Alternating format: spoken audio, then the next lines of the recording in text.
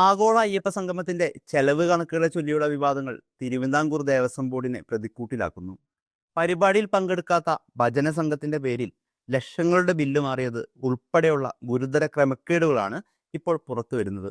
സംഭവത്തിൽ ഉദ്യോഗസ്ഥർക്ക് വീഴ്ച പറ്റിയെന്ന് സമ്മതിച്ച ബോർഡ് വിഷയത്തിൽ വിശദമായ പരിശോധനയ്ക്ക് ഉത്തരവിട്ടിരിക്കുകയാണ്. പമ്പയിൽ നടന്ന ആഗോള അയ്യപ്പ സംഗമത്തിന്റെ ഓഡിറ്റ് റിപ്പോർട്ട് പുറത്തു വന്നതോടെയാണ് തിരുവിതാംകൂർ ദേവസ്വം ബോർഡ് പ്രതിരോധത്തിലായത്. പരിപാടിയിൽ പങ്കെടുക്കാതിരുന്ന നന്ദഗോവിന്ദം ഭജൻസിന് 8 ലക്ഷം രൂപ നൽകിയെന്നതാണ് വിവാദമായ പ്രധാന കണക്ക്.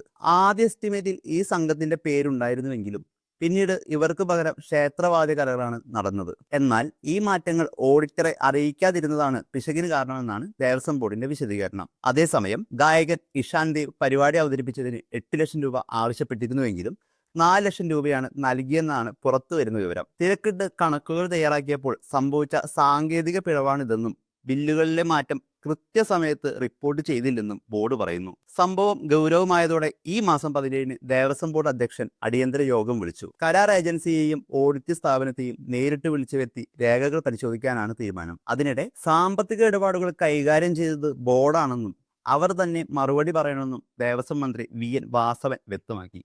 ഹൈക്കോടതിയുടെ പരിഗണനയിലിരിക്കുന്ന വിഷയമായതിനാൽ അതീവ ജാഗ്രതയോടെയാണ് സർക്കാർ ഈ നീക്കങ്ങളെ കാണുന്നത്.